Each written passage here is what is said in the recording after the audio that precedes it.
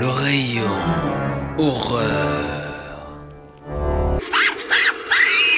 Dans les années 80, sont sortis un grand nombre de films ayant pour thème de petites créatures. Il y a bien sûr le cultissime Gremlins de Joe Dante, sorti en 1984, les Critters, sorti en 1986, ou bien encore Hobgoblins, sorti en 1988. Mais le film dont je vais vous parler aujourd'hui, c'est Les Ghoulies, sorti en 1985. Le film raconte l'histoire de Rebecca et Jonathan, qui héritent d'une maison, dans laquelle Jonathan va découvrir un livre de sorcellerie.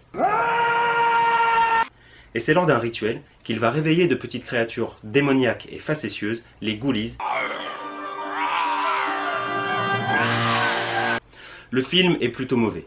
Il manque cruellement de rythme, même si les effets spéciaux sont bons compte tenu des moyens et de l'époque.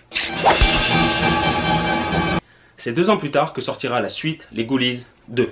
Ils sont de retour. Cette fois, le film se passe dans une fête foraine, et plus précisément dans l'attraction L'Antre de Satan, sur le point d'être fermé par un banquier en quête de profit. L'Antre de Satan perd de l'argent depuis 16 mois. 11 mois. Je vous donne 1 semaine pour vous retourner. Et de fait, ils vont se retourner. L'Antre de Satan va redevenir l'attraction vedette grâce aux Ghoulies et à leur joyeux bazar, et tant pis si les victimes sont nombreuses.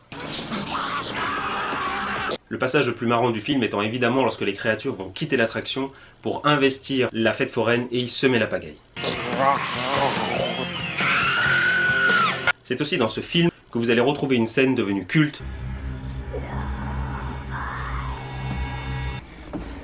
Moi maintenant, je vérifie toujours avant d'aller aux toilettes. Les Ghoulies 2 est bien meilleur que le premier. La mise en scène est efficace, le scénario est bon, les personnages intéressants et les effets spéciaux plus aboutis. Typiquement le genre de film à regarder entre amis le samedi soir avec une pizza et des pop-corn. Si je peux vous donner un conseil, commencez directement par le 2 et ne perdez pas votre temps avec le premier.